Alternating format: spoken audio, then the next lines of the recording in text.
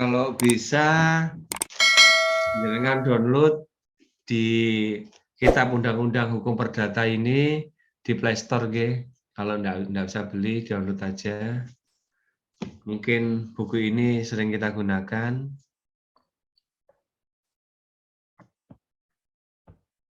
Hukum benda dalam bisnis. Benda yang dalam hukum perdata diatur dalam buku 2. Pengaturan tentang hukum benda dalam buku 2 ini mempergunakan sistem tertutup. Artinya orang tidak diperbolehkan mengadakan hak-hak kebendaan selain dari yang telah diatur dalam undang-undang ini. Selain itu, hukum benda ini bersifat memaksa atau due generis. Artinya harus dipatuhi, tidak boleh disimpangi, termasuk membuat peraturan baru yang menyimpang dari yang telah ditetapkan. Dalam hukum perdata, benda bukanlah segala sesuatu yang berwujud atau dapat diraba oleh panca indera saja, melainkan termasuk juga benda yang tidak berwujud, seperti kekayaan. Istilah benda yang dipakai untuk pengertian kekayaan, termasuk di dalamnya tagihan atau piutang, bunga atas deposito, dividen, dan lain-lain.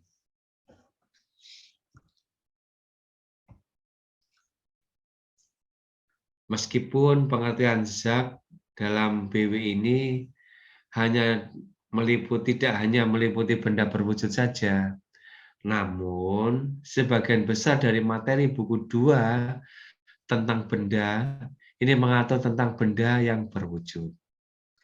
Selain itu, istilah zak di dalam BW tidak selalu berarti benda, tetapi bisa berarti perbuatan hukum, kepentingan, dan juga kenyataan hukum. Di Kitab Undang-Undang Hukum Perdata ini ada 4 buku. Buku pertama itu tentang orang, buku kedua itu tentang barang atau benda, buku ketiga itu tentang perikatan, buku keempat itu tentang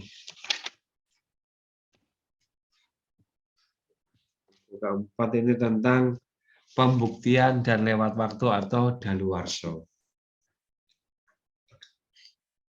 Perbuatan hukum di dalam pasal 1792 BW ini yang dimaksud yang berbunyi pemberian kuasa ialah persetujuan yang berisikan pemberian kekuasaan kepada orang lain yang menerima untuk melaksanakan sesuatu atas nama orang yang memberikan kuasa.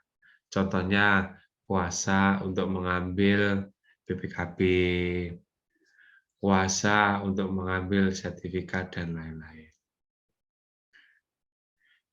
Sedangkan kepentingan di pasal 1354 BW yang berbunyi, jika seseorang dengan sukarela tanpa ditugaskan mewakili urusan orang lain dengan atau tanpa sepengetahuan orang itu, maka ia secara diam-diam mengikatkan dirinya untuk meneruskan serta menyelesaikan urusan itu hingga orang yang ia wakili kepentingannya dapat mengerjakan kembali urusan itu sendiri. Ini kepentingan.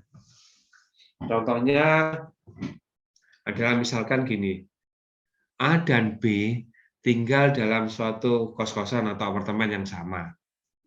A memiliki 5 anak kucing. Pada suatu hari, A ditelepon ibunya harus bergegas pulang ke kampung halaman. Namun dia lupa menitipkan anak-anak kucing peliharaan itu kepada orang lain. Dan kebetulan semua anak kucing itu berada di dalam satu kandang yang sama dan diletakkan di depan kamar A misalkan. Suatu ketika B ini melewati kamar A. B melihat anak-anak kucing yang kelaparan, B merasa iba dan kasihan melihat anak-anak kucing tersebut dan secara sukarela memberikan makanan agar anak kucing itu tidak kelaparan lagi. karena sudah sempat memulai, maka B pun harus memberikan anak kucing milik A itu sampai A pulang ke kos-kosan. Itu sesuai dengan pasal 1354 kepentingan. Namun misalkan karena kelalaian, makanan yang diberikan B tidak layak, sehingga anak-anak kucing tersebut atau dia lupa memberi minum, sehingga 3 anak kucing misalkan itu mati. Maka dia dapat dituntut oleh A terhadap kematian anak kucing itu. Misalkan dia memelihara dengan baik, kelima anak kucing hidup, sehat, tetapi B tidak berhak mendapatkan upah karena ia telah menyelamatkan dan merawat anak kucing itu. Itu tentang kepentingan tadi. Yang berikutnya saya bahas tentang kenyataan hukum di pasal 1263 BW yang berbunyi suatu perikatan dengan syarat tangguh atau syarat batal adalah suatu perikatan yang tergantung pada suatu peristiwa yang masih akan datang dan belum tentu akan terjadi. Jadi tidak Atau boleh yang jadi orang tergantung baik ya Pak? dalam? Berarti tidak boleh jadi orang baik ya Pak? Tidak usah ditulung sih Pak. Oh, ya memang kita harus hati-hati. Nah kalau orangnya tidak terima, terus dengan dituntut, terus gimana Pak? Tak sawat no kucingnya nang omai Pak. Ditolong nyacat. Ya apa sih? Iya, undang-undang ngomong gitu. Oh, ya. By the way, BW itu artinya apa ya Pak? Berwajib wetbook. Itu bahasa Belandanya kitab undang-undang hukum perdata. Oh, oke. Injih. BWI, Berwajib Wetbook Indonesia. Di pasal 1263 tadi, suatu perikatan dengan syarat tangguh atau syarat batal adalah suatu perikatan yang tergantung pada suatu peristiwa yang masih akan datang dan belum tentu akan terjadi, atau yang tergantung pada suatu hal yang sudah terjadi. Tetapi hal itu tidak diketahui oleh kedua belah pihak. Saya tuh dulu pernah Pak, tetangga saya sebelah ini Pak, itu Nggih. tiba-tiba itu keluar kota, nggak bilang sama kami, maksudnya sama tetangganya ini nggak bilang Pak. Nah, terus habis gitu cuciannya dia itu yang di luar itu kan digantungkan di teras tuh. Itu mungkin karena hujan deras gitu ya mungkin ya Pak ya keterak. Nggih. Akhirnya kan jatuh keluar ke teras gitu. Nggih. Saya tahu itu. Nah, akhirnya waktu hujan saya kan keluar. Kebetulan saya punya kucing. Saya masukkan kucing saya. Terus cuciannya mereka tadi itu saya lempar-lemparkan ke dalam terasnya mereka. Kalau Nggih. tahu ada undang-undang begini, mendingan nggak usah, biar aja itu ditabrak-tabrak beca, tabrak mobil gitu ya Pak ya. Kalau Pura-pura buta gitu Pak. kalau benda mati kan enggak apa-apa toh, Pak. Tapi kalau benda apa, kalau binatang atau apa mungkin rawan ya. Jadi lebih baik kita biarkan aja. Oh gitu. Nah, Jadi ini tadi berlakunya hanya untuk benda hidup gitu ya? Benda hidup. nggih. Ya Allah, benda hidup. Nggih untuk binatang, untuk barang hidup Oh, nggih. ya. Tinggal di mana Pak Neni? Belas kelomprek, Bapak. Oh di Balas Dombre. Oh nggih Wiyung sana nggih. Iya. Bapak tahu mana-mana ya, Pak ya? Nggih. Nggih, tadi yang suatu perikatan yang masih akan datang dan belum tentu akan terjadi atau yang tergantung pada suatu hal yang sudah terjadi. Tetapi hal itu tidak diketahui oleh kedua belah pihak. Dalam hal pertama, perikatan tidak dapat dilaksanakan sebelum peristiwanya terjadi. Dalam hal kedua, perikatan mulai berlaku sejak terjadinya. Berarti ini kenyataan hukum. Contohnya misalkan A menghibahkan sebuah mobil kepada B apabila B lulus S1 dalam waktu 3,5 tahun misalkan. Apabila ternyata A telah menyerahkan mobil tersebut kepada B Sedangkan syarat tangguhnya apabila B lulus S1 3,5 tahun belum terpenuhi. Dalam hal ini, B adalah pemegang kedudukan berkuasa atau babysitter dan akan menjadi pemilik yang sah mobil tersebut dengan dipenuhinya syarat tangguh, yaitu lulus S1 dalam waktu 3,5 tahun. Dengan kata lain, A masih berhak atas mobil tersebut, walaupun mobil tersebut telah dipegang B.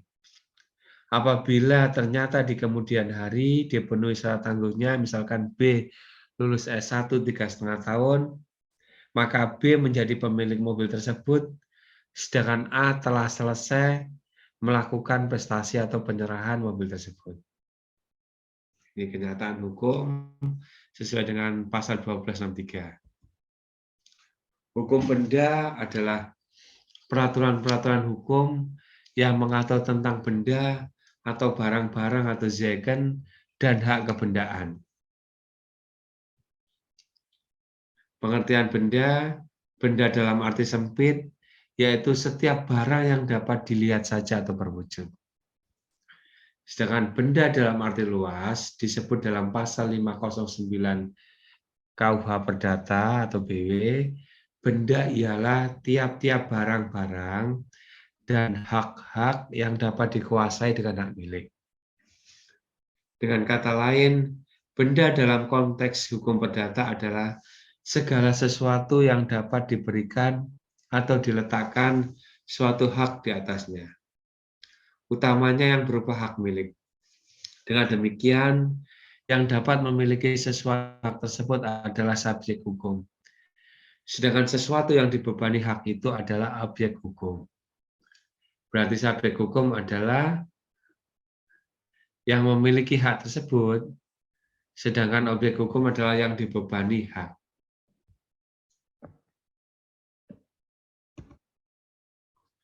Hukum benda ini juga diatur dalam Undang-Undang Pokok Agraria atau UPA nomor 5 tahun 60.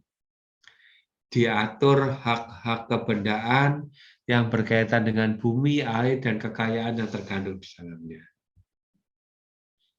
Undang-Undang Merek nomor 21 tahun 61 mengatur tentang hak atas penggunaan merek perusahaan dan merek perniagaan. Undang-Undang Hak Cipta nomor 6 tahun 82 mengatur hak cipta sebagai benda tak berwujud yang dapat dijadikan objek hak milik. Undang-Undang tentang HT tahun 96, Undang-Undang Hak Tanggungan, mengatur hak atas tanah dan bangunan di atasnya sebagai pengganti hipotek. Jadi sejak tahun 96, hipotek diganti menjadi HT ya. Dan kredit verban. Macam-macam benda, ada benda berwujud dan benda tidak berwujud, ada benda bergerak dan benda yang tidak bergerak, ada benda yang dipakai habis dan benda tidak dipakai habis, benda sudah ada dan benda yang akan ada, benda dalam perdagangan dan benda di luar perdagangan, benda yang dapat dibagi dan benda yang tidak dapat dibagi, dan terakhir adalah benda yang terdaftar dan benda yang tidak terdaftar. Kita bahas tentang benda berwujud dan benda tidak berwujud. Jika benda itu berwujud dan benda itu bergerak, maka pemindah tanganannya harus secara nyata dari tangan ke tangan. Jika benda berwujud itu benda tidak bergerak, pemindah tanganannya harus dilakukan dengan balik nama. Ya, jadi contohnya misalkan BPK, misalkan motor. Motor itu kan benda berwujud yang bergerak. Jadi motor itu siapa yang menguasai motor itu? Dengan pemindah tanganan, dia yang membawa BKB, membawa motor, membawa STNK. dialah pemiliknya, walaupun atas nama dalam BPKB atau STNK itu orang lain. Tapi jika benda berwujud itu benda tidak bergerak, misalkan rumah, pemindah tanganannya harus dengan balik nama. Walaupun sertifikat itu sertifikat itu misalkan atas nama jenengan, yang megang sertifikat itu adik misalkan. Selama belum dibalik nama, maka pemilik dari sertifikat atau rumah tersebut adalah jenengan.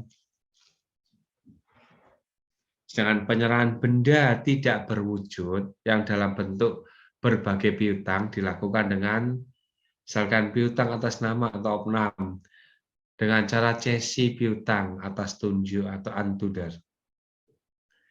Penyerahan surat dokumen yang bersangkutan dari tangan ke tangan, piutang atas pengganti atau unorder dengan cara endorsement, serta penyerahan dokumen yang bersangkutan dari tangan ke tangan. Sesuai dengan pasal 163 BW. Berikutnya tentang benda bergerak dan benda tidak bergerak. Benda bergerak adalah benda yang menurut sifatnya dapat dipindahkan di pasal 509 BW. Benda bergerak karena ketentuan undang-undang adalah hak-hak yang melekat pada benda bergerak. Misalkan hak memungut hasil atas benda bergerak, hak memakai atas benda bergerak, saham-saham perusahaan, dan lain-lain. Coba saya bacakan di pasal 509 dan pasal 511. 509 yang berbunyi, barang bergerak karena sifatnya adalah barang yang dapat berpindah sendiri atau dipindahkan. Itu ya. Sedangkan di pasal 511 yang dianggap sebagai barang bergerak karena ditentukan oleh undang-undang adalah pertama, hak pakai hasil dan hak pakai barang-barang bergerak.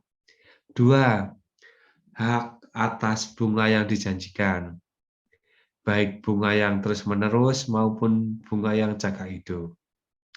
Tiga, perikatan dan tuntutan mengenai jumlah uang yang dapat ditagih atau mengenai barang yang bergerak. 4. Bukti saham atau saham dalam persekutuan perdagangan uang, persekutuan perdagangan atau persekutuan perusahaan, sekalipun barang-barang bergerak yang bersangkutan dan perusahaan itu merupakan milik persekutuan, bukti saham atau saham itu dipandang sebagai barang bergerak, tetapi hanya terhadap masing-masing peserta saja selama persekutuan berjalan. Yang kelima, saham dalam utang negara Indonesia, baik yang terdaftar dalam buku besar maupun sertifikat, surat pengakuan hutang, obligasi atau surat berharga lainnya, beserta kupon atau surat-surat bukti bunga yang berhubungan dengan itu. Keenam, zero-zero atau kupon obligasi dari pinjaman lainnya, termasuk juga pinjaman yang dilakukan oleh negara-negara asing.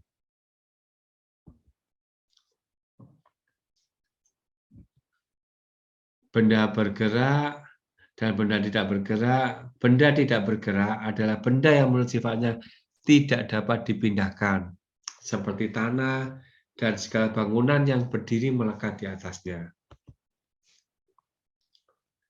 2. Benda tidak bergerak karena tujuannya adalah benda yang dilekatkan pada benda bergerak sebagai benda pokoknya untuk tujuan tertentu seperti mesin-mesin yang dipasang pada pabrik. Tujuannya adalah untuk dipakai secara tetap, tidak untuk dipindah-pindahkan. Benda tidak bergerak karena undang-undang adalah hak-hak yang melekat pada benda yang tidak bergerak seperti hipotek, kredit verban, hak pakai atas benda tidak bergerak, hak memungut hasil atas benda tidak bergerak. Ini sesuai dengan pasal 508. Pasal 508 yang berbunyi, yang juga merupakan barang tak bergerak adalah hak-hak berikut. Pertama, hak pakai hasil dan hak pakai barang tak bergerak. 2. Hak pengabdian tanah. 3. hak numpang karang. 4. Hak guna usaha. 5. Bunga tanah baik dalam bentuk uang maupun dalam bentuk barang. 6. Hak sepersepuluhan. 7. Basar atau pasar yang diakui oleh pemerintah dan hak istimewa yang berhubungan dengan itu. 8. Gugatan guna menuntut pengembalian atau penyerahan benda tidak bergerak.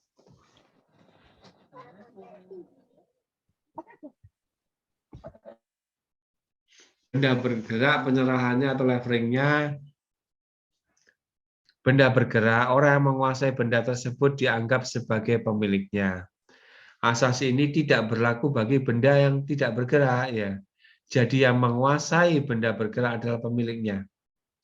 Penyerahannya atau levering, yaitu terhadap benda bergerak harus dilakukan secara nyata. Sedangkan pada benda tidak bergerak dilakukan dengan balik nama. Kadaluwarsa atau berjaring, benda bergerak tidak dikenal daluwarsa. Pada benda tidak bergerak terdapat kadaluwarsa. Dalam hal ada alas haknya, daluwarsa itu 20 tahun. Dalam hal tidak ada alas haknya, daluwarsa itu 30 tahun. Pembebanan atau face wearing, suatu benda bergerak itu pembebanannya dengan gade. Sedangkan benda yang tidak bergerak itu dengan hipotek. Untuk sita atau beslah, penyitaan untuk menuntut kembali barangnya hanya dapat dilakukan terhadap barang-barang bergerak. Penyitaan untuk pelaksanaan putusan pengadilan eksekutor beslah harus dilakukan terlebih dahulu terhadap barang-barang bergerak. Dan apabila masih belum mencukupi untuk pelunasan hutang, baru dilakukan eksekutor terhadap barang tidak bergerak. Jadi jika ada sita jaminan, benda-benda yang bergerak dulu yang disita dijual untuk melunasi hutang. Baru jika tidak cukup, maka dilakukan terhadap benda-benda yang tidak bergerak. Misalkan melalui relelang atau lain-lain. Berikutnya saya bahas tentang benda dipakai habis dan benda tidak dipakai habis. Perbedaan ini penting artinya dalam hal pembatalan perjanjian. Pada perjanjian yang objeknya adalah benda yang dipakai habis, pembatalannya sulit untuk mengembalikan seperti keadaan semula. Oleh karena itu harus diganti dengan benda lain yang sama atau sejenis atau semisal.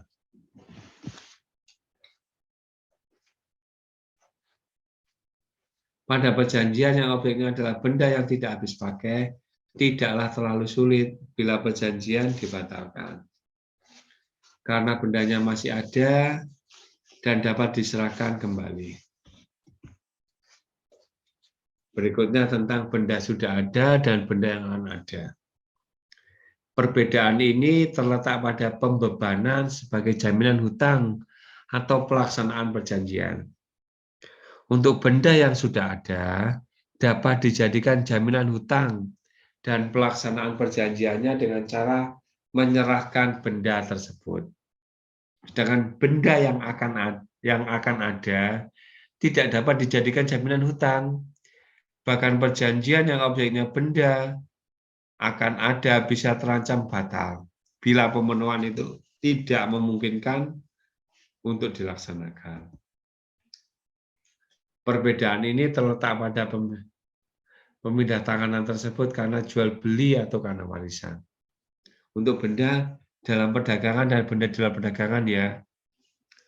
Benda dalam perdagangan dapat diperjualbelikan dengan bebas atau diwariskan kepada ahli waris. Sedangkan benda di luar perdagangan tidak dapat diperjualbelikan atau diwariskan. Misalkan tanah wakaf, narkotika, benda-benda yang melanggar ketertiban umum dan kesusilaan. Berikutnya tentang benda yang dapat dibagi dan benda yang tidak dapat dibagi. Letak perbedaannya menjadi penting dalam hal pemenuhan prestasi suatu perjanjian. Benda yang dapat dibagi, prestasi pemenuhan perjanjian dapat dilakukan tidak sekaligus, bisa bertahap ini kalau yang dapat dibagi. Sedangkan benda yang tidak dapat dibagi, pemenuhan prestasi tidak dapat dilakukan sebagian demi sebagian, melainkan harus secara utuh. Berikutnya adalah benda terdaftar dan benda tidak terdaftar. Arti penting pembebanannya terletak pada pembuktian kepemilikan. Benda terdaftar dibuktikan dengan bukti pendaftaran. Selanjutnya tentang tinjauan tentang hak kebendaan. Sifat dan karakter hak kebendaan. Perbedaan antara hak kebendaan yang diatur dalam buku 2 BW dengan hak perorangan diatur dalam buku 3 BW adalah sebagai berikut. Hak kebendaan ini bersifat mutlak atau absolut. Berlaku terhadap siapa saja dan orang lain harus menghormati hak tersebut. Berikutnya hak perorangan ini berlaku nisbi atau relatif. Hanya melibatkan orang atau pihak tertentu saja, yakni yang ada dalam suatu perjanjian saja. Hak kebendaan ini berlangsung lama, bisa jadi selama seseorang masih hidup, atau bahkan bisa berlanjut setelah diwariskan kepada ahli warisnya. Hukum perorangan ini berlangsung relatif lebih singkat, sebatas pelaksanaan perjanjian telah selesai dilakukan. Hak kebendaan terbatas pada apa yang telah ditetapkan dalam peraturan perundang-undangan yang berlaku, tidak boleh mengarang atau menciptakan jadi hak yang lainnya. Hak perorangan lingkungannya amat luas, apa saja yang dapat dijadikan objek perjanjian sepanjang tidak bertentangan dengan undang-undang, kesusilaan dan ketertiban umum. Oleh karena itu sering dikatakan hukum kebendaan itu bersifat tertutup. Artinya hukum perorangan bersifat terbuka. Berarti hukum kebendaan bersifat tertutup, hukum perorangan bersifat terbuka. Ciri-ciri hak kebendaan adalah mutlak atau absolut, mengikuti benda di mana hak itu melekat. Misalnya, hak sewa tetap mengikuti benda itu berada, siapapun yang memiliki hak di atasnya, hak yang ada terlebih dahulu, yang lebih tua kedudukannya lebih tinggi, memiliki sifat diutamakan, dapat dilakukan gugatan terhadap siapapun yang mengganggu hak yang bersangkutan. Pemindahan hak kebendaan dapat dilakukan oleh siapapun.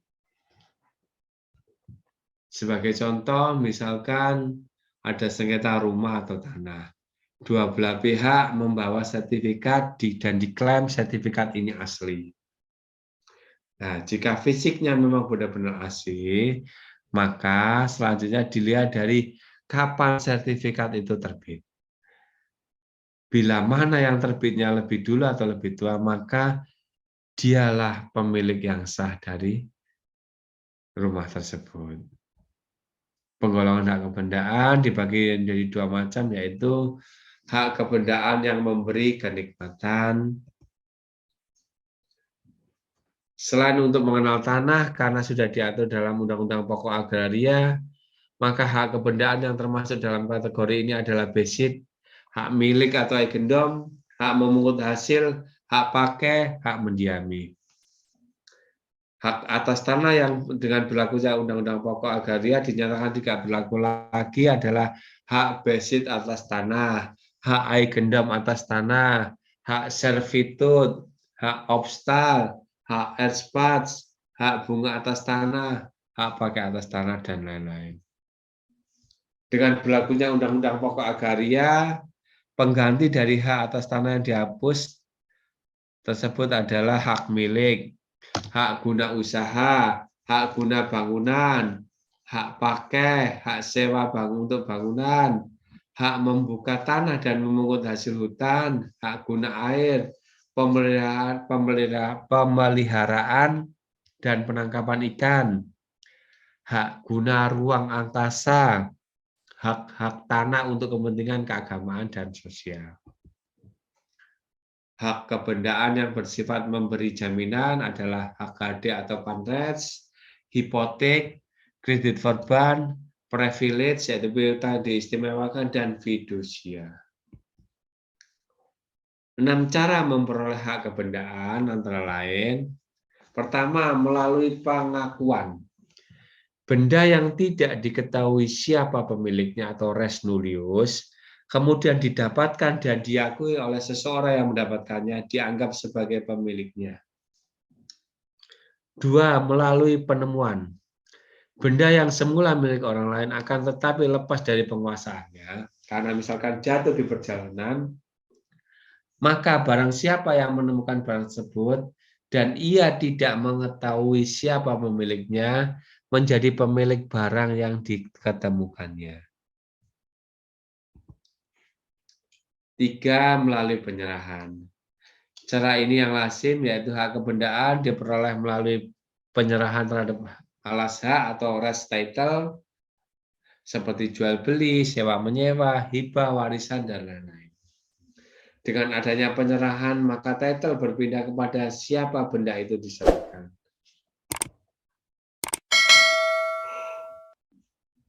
4. Dengan daluwarsa. Barang siapa menguasai benda bergerak yang dia tidak mengetahui pemilik benda itu sebelumnya, misalnya karena menemukannya, hak milik atas benda itu diperoleh setelah lewat 3 tahun sejak orang tersebut menguasai benda yang bersangkutan. Untuk benda tidak bergerak, kadaluwarsanya jika ada alasannya itu 20 tahun, jika tidak ada alasannya itu 30 tahun. Melalui pewarisan, hak kebendaan bisa diperoleh melalui warisan berdasarkan hukum waris yang berlaku. Bisa hukum adat, hukum Islam, ataupun hukum Barat. Kelima, dengan penciptaan. Seseorang yang menciptakan benda baru, baik dari benda yang sudah ada maupun yang sama sekali baru, dapat memperoleh hak milik atas benda ciptaannya. 6. Dengan cara ikutan atau turunan. Hapusnya hak kebendaan, pertama karena bendanya lenyap atau musnah. Karena musnahnya suatu benda, maka hak atas benda tersebut ikut lenyap. 2. Dipindah tangankan. Hak milik, hak memungut hasil, atau hak pakai menjadi hapus bila benda yang bersangkutan dipindah tangankan kepada orang lain. 3. Pelepasan hak. 4. Karena kadaluwarsa. Daluwarsa untuk barang yang tidak bergerak umumnya 30 tahun, karena tidak ada alasannya, dan karena ada alasannya itu 20 tahun. Sedangkan untuk benda bergerak 3 tahun. Nomor 5, karena pencabutan hak. Penguasa publik dapat mencabut hak kepemilikan seseorang atas benda tertentu dengan memenuhi syarat. Harus didasarkan suatu undang-undang dilakukan untuk kepentingan umum dengan ganti rugi yang sangat layak. Besit atau penguasaan. Besit diatur dalam pasal 529 sama dengan 568 BW. Secara harfiah berarti penguasaan, maknanya barang siapa menguasai suatu barang, maka dia dianggap sebagai pemiliknya. Menurut pasal 529 BW, besit adalah keadaan seseorang yang menguasai suatu benda, baik dengan diri sendiri maupun melalui perantaraan orang lain, dan yang mempertahankan atau menikmatinya selaku orang yang memiliki benda itu. Dalam pasal 530 BW disebutkan ada 2 macam besit, yaitu besit yang beretikat baik dan besit yang beretikat tidak baik.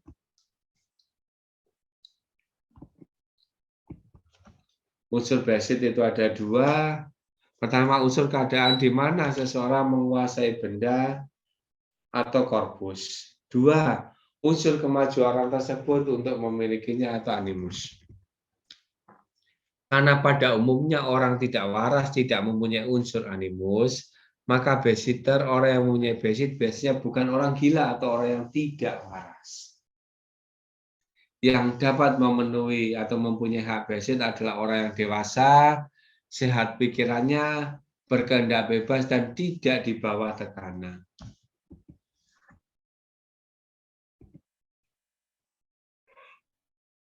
Basic yang dengan etikat baik adalah penguasaan karena penguasaan atas benda tersebut terjadi tanpa diketahui cacat celah dalam benda tersebut.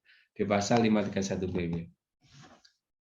Basic harus dibedakan dengan detenti, yakni keadaan di mana seseorang menguasai suatu benda berdasarkan suatu hubungan hukum tertentu dengan pemilik yang sah dari benda tersebut. Misalkan, hubungan sewa-menyewa tidak harus menimbulkan kemauan bagi si penyewa untuk memiliki. Pada diri seorang detenta tersebut dianggap bahwa kemauan untuk memiliki benda yang dikuasai itu tidak ada. Dengan menurut ketentuan pasal 538 BW, penguasaan atas suatu benda diperoleh dengan cara menempatkan benda itu dalam kekuasaan dengan maksud mempertahankannya untuk diri sendiri. Cara memperoleh basic dibedakan jadi pertama, menguasai benda yang tidak ada pemiliknya. Penguasaan atas benda yang tidak ada pemiliknya disebut originaire atau basic occupatio. Memperoleh penguasaan cara ini tanpa bantuan orang lain, hanya tertuju pada benda bergerak dan tidak ada pemiliknya atau res nullius, yang kemudian diakui dan dikuasai. Menguasai benda yang sudah ada pemiliknya. Penguasaan atas benda yang sudah ada pemiliknya mempunyai dua kemungkinan, yaitu dengan bantuan orang lain yang menguasai lebih dahulu atau pemiliknya. Penguasaan tradisional atas penguasaan derivatif, dan tanpa bantuan orang lain serta terkait, yaitu penguasaan tanpa levering. Dengan bantuan orang lain yang menguasai lebih dahulu pemilik, for example, penguasaan atas hak gade, hak pakai, hak sewa, hak memungut hasil, dan lain sebagainya. Berikutnya, tanpa bantuan orang lain yang terkait, misalkan X, memperoleh penguasaan tanpa bantuan orang yang menguasai lebih dahulu atau pemiliknya disebut, misalkan menguasai benda temuan di jalan, benda orang lain yang hilang. Berdasarkan ketentuan pasal 1977 ayat 1 BW, penguasaan berlaku sebagai alas hak yang sempurna. Dengan demikian, orang yang menguasai benda itu sama dengan pemiliknya. Hak milik adalah alas hak yang sempurna. Ketentuan tersebut dibatasi oleh ayat 2 bahwa perlindungan hukum yang diberikan oleh ayat 1 ini tidak berlaku bagi benda-benda yang hilang atau benda-benda curian. Terhadap benda-benda ini, basic sebagai hak yang sempurna tidak berlaku. Barang siapa kecurian atau kehilangan suatu benda, dalam waktu 3 tahun terhitung sejak hilang atau dicuri bendanya, berhak meminta kembali bendanya itu dari pemegangnya. Tetapi jika pemegang benda itu menguasai benda tersebut karena memperoleh atau membelinya dari pedagang yang lazim, memperdagangkan benda itu, atau di tempat pelelangan umum, pemilik yang kehilangan benda atau kecurian benda bersangkutan harus mengembalikan harta benda yang telah dibayarkan oleh pemegang itu. Penguasaan benda bergerak tidak berupa uang, berupa bunga atau piutang yang tidak atas tunjuk, berlaku ketentuan siapa yang menguasainya dianggap pemiliknya. Sebagaimana ditetapkan di pasal 1977 ayat 1, tidak diatur dalam buku 2 BW tentang benda. Karena ternyata pembentuk undang-undang menyatakan bahwa pasal 1977 BW tersebut mengatur tentang kadaluarsa yang membebaskan dari peringatan. Artinya, siapa yang menguasai benda bergerak seketika ia bebas dari tuntutan pemiliknya karena tenggang waktu atau daluarsa sudah lampau. Pengakuan itu sebagai alasan yang sempurna sama dengan hak milik, padahal syarat-syarat sah levering atau penyerahannya tidak terpenuhi.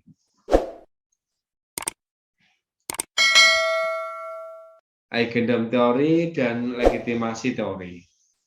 Eigendom teori dikemukakan oleh Majors yang menafsirkan pasal 19.7 BW secara gramatikal. Menurut Majors, siapa yang menguasai benda bergerak secara jujur, ia adalah pemilik benda itu. Tanpa memperhatikan apakah ada alasannya yang sah atau tidak. Apakah berasal dari orang yang berwenang menguasai benda itu atau tidak. Teori ini mengesampingkan pasal 584 BW mengenai syarat sahnya suatu leveling, yaitu harus ada alasan yang sah dan harus dilakukan oleh orang-orang yang berwenang menguasai benda itu. Masalahnya adalah pasal mana yang harus diikuti di antara dua pasal tersebut.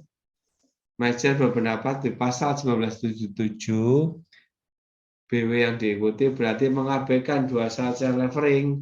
Dan oleh karena itu pada masa sekarang teori Major ini sudah ditinggalkan. Legitimasi teori dikemukakan oleh Paul Scholten. Pada umumnya hak milik atas suatu barang hanya dapat dipindahkan secara sah bila seseorang memperoleh dari orang yang berhak memindahkan hak milik atas barang tersebut, yaitu pemiliknya. Akan tetapi dapat dimengerti bahwa kelancaran lalu lintas hukum akan sangat membantu. Jika dalam setiap penjual beli barang bergerak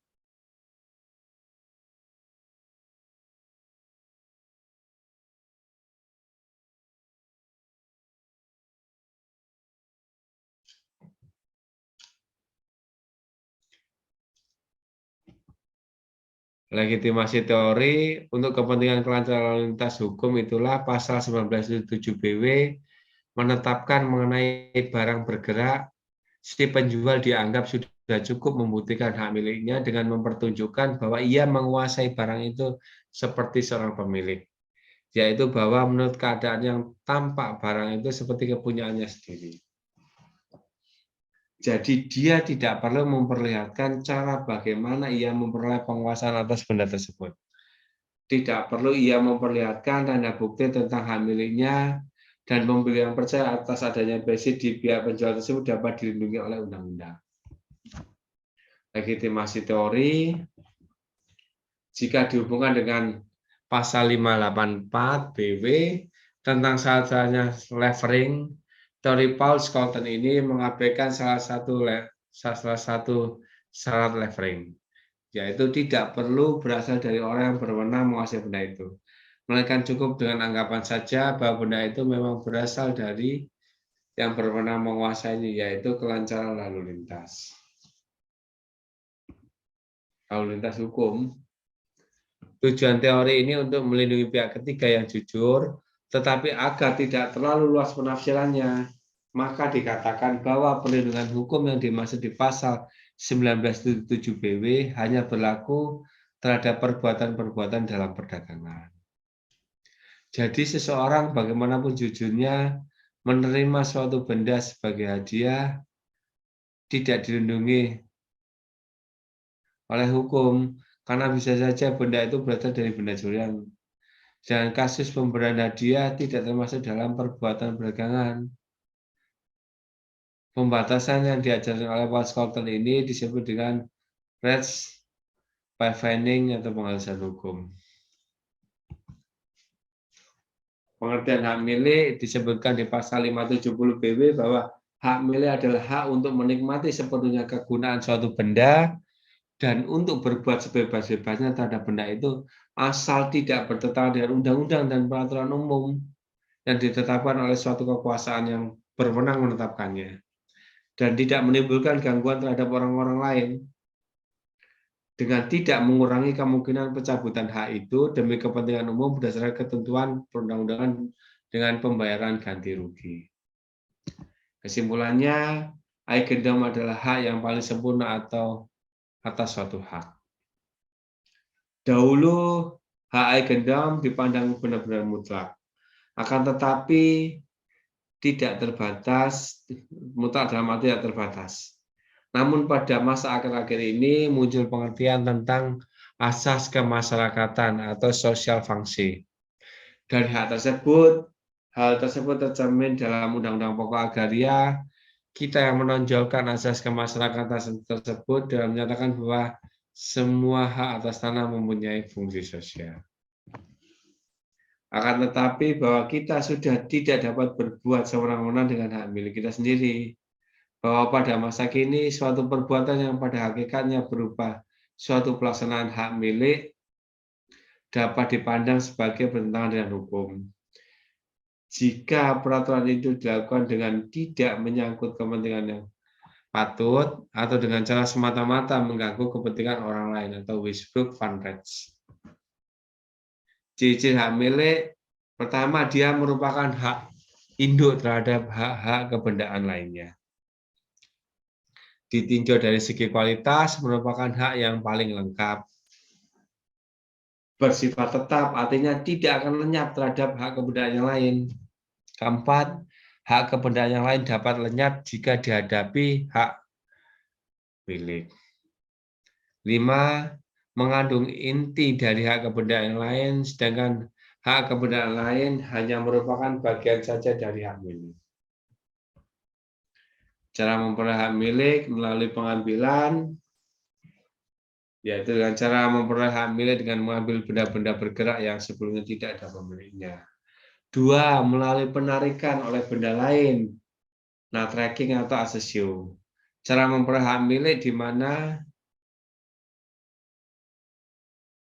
benda pokok yang telah dimiliki secara alamiah bertambah besar atau bertambah jumlahnya. 3. Melalui daluwarsa atau fact-sharing, cara memperoleh hak milik karena lampunya waktu 20 tahun dalam hal adanya alas hak dan 30 tahun dalam hal tidak ada alas hak. Kadaluwarsa yang dimaksud di sini adalah acquisitive fact-sharing, yaitu suatu cara untuk memperoleh hak kebendaan setelah lampau waktu tertentu. Di sisi lain terdapat executive fact-sharing atau suatu cara untuk dibebaskan dari suatu hutang setelah terlampauinya waktu tertentu. Melalui pewarisan atau erfoverding. Cara memperoleh hak milik bagi para ahli waris yang ditinggalkan pewaris. Para ahli waris memperoleh hak milik tersebut. Para ahli waris memperoleh hak milik menurut hukum tanpa harus adanya tindakan penerimaan benda secara fisik. Ahli waris bisa berupa ahli waris menurut undang-undang atau intestato maupun menurut wasiat atau testamen. Seperti wasiat wajibah. 5. Melalui penyerahan atau levering atau overdraft. Cara memperoleh hak milik karena adanya pemindahan hak milik seseorang yang berhak memindahkannya kepada orang lain yang memperoleh hak itu. Cara ini merupakan cara yang paling banyak dilakukan dalam kehidupan masyarakat sehari-hari.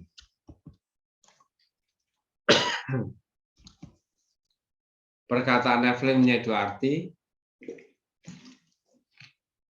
Pertama, perbuatan berupa penyerahan kekuasaan belaka atas suatu benda. Kedua, perbuatan hukum yang bertujuan memindahkan hak milik kepada orang lain atau juridis leverage. Penyerahan hak milik atas benda bergerak cukup dilakukan dengan penyerahan kekuasaan belaka atas benda itu. Sedangkan penyerahan hak milik atas benda tak bergerak harus dibuatkan suatu surat penyerahan yang harus ditulis dalam daftar hak milik. Mengatur tentang adanya suatu benda yang dipunyai oleh lebih satu orang sehingga menjadi hak milik bersama Maidi Gendom atas suatu benda, di mana dinyatakan bahwa membagi suatu benda menjadi milik lebih dari satu orang harus dilakukan menurut aturan-aturan yang ditetapkan tentang pemisahan dan pembagian. Dan aturan-aturan tentang pemisahan dan pembagian harta peninggalan diatur dalam pasal di buku 2 pasal 1066 sampai 1125 BW. Milik bersama dibedakan menjadi dua macam, yaitu hak milik bersama yang bebas dan hak milik bersama yang terikat. Contoh hak milik bersama yang bebas. Misalkan A, B, dan C bersama-sama membeli sebuah komputer misalkan.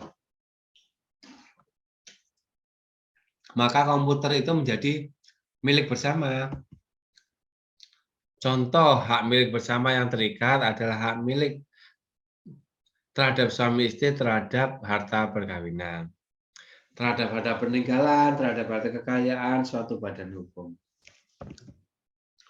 Inti perbedaannya, hak milik bersama bebas, tidak mempunyai hubungan apa-apa sebelum mereka bersama menjadi pemilik suatu barang.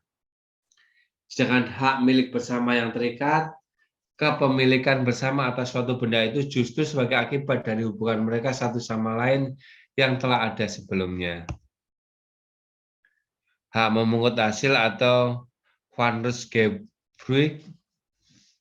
Hak memungut hasil adalah hak untuk memungut hasil dari benda orang lain, seolah-olah benda itu miliknya sendiri, dengan kewajiban bahwa dirinya harus menjaga benda tersebut dalam keadaan seperti semula.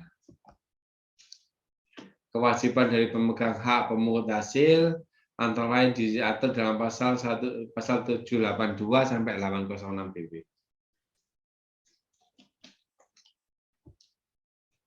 Satu, kewajiban pada permulaan adanya hak memungut hasil. Membuat pencatatan, inventarisasi terhadap benda-bendanya, mengadakan jaminan-jaminan yang diperlukan, asuransi, dan lain sebagainya. Terhadap benda-benda yang bersangkutan.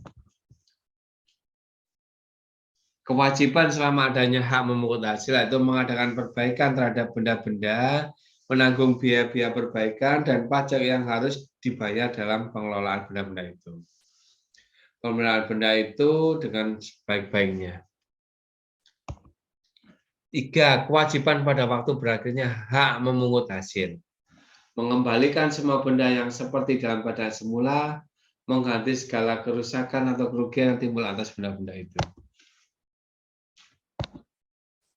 Di dalam BW, hak pakai dan hak mendiami diatur dalam buku 2, pasal 818 sampai 829 BW. Namun tidak ada pasal yang memberikan definisi tentang kedua hak tersebut. Di dalam pasal 818 BW, hanya disebutkan bahwa hak pakai dan hak mendiami merupakan hak kebedaan yang terjadinya dan hapusnya sama seperti hak memungut hasil. Hak pakai sebetulnya sama dengan hak mendiami, namun apabila hak itu menyangkut rumah kediaman, maka dinamakan hak mendiami. Bila mana objek hak pakai adalah binatang, maka pemilik hak pakai berhak untuk memperkerjakannya, memakai air susunya, dan rapuhnya. Setelah dibutuhkan untuk diri sendiri dan anggota keluarga, akan tetapi tidak boleh menikmati hak pakai atau hak milik terhadap anak binatang yang bersangkutan. Di dalam pasal 826 BW ditentukan bahwa barang siapa mempunyai hak mendiami atas suatu rumah, maka ia boleh mendiami rumah itu sejak masih bujangan hingga mempunyai keluarga atau keturunan yang diam dan di rumah tersebut. Hak postal dan hak espan. Hak postal adalah suatu hak untuk mendirikan dan menguasai bangunan atau tanaman di atas tanah milik orang lain. Hak espan yaitu suatu hak kebendaan untuk memungut hasil seluas-luasnya dalam jangka waktu yang lama atas bidang tanah milik orang lain dengan kewajiban membayar sejumlah uang atau penghasilan tiap-tiap tahun. Semua hak pemilik tanah dijalankan oleh orang yang memegang hak espas.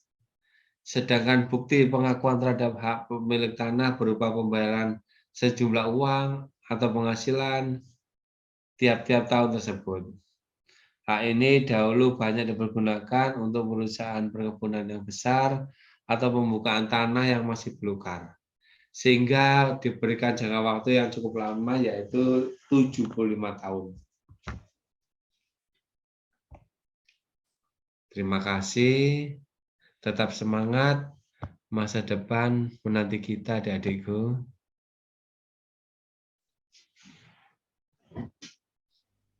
Siap. Terima kasih, Bapak. Nggih, mungkin ada pertanyaan atau apa, monggo. Bapak, Kalau untuk istilah-istilah ini tadi kan sangat asing ya Pak, terutama buat saya. nggih, Saya kerja di dunia kesehatan, jadi baru kali ini beneran mendengar istilah-istilah yang seperti Bapak itu kan tadi. Itu maksud saya, Bapak tadi kan bilang install aplikasi ya Pak ya?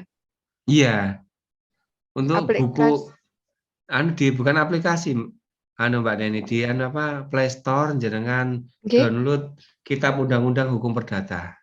Oh baik Pak, Kitab Undang-Undang. Itu buku 1 sampai buku 4 ini tadi ada gitu ya Pak? Iya, ya dalam dalam satu downloadan itu, nggih.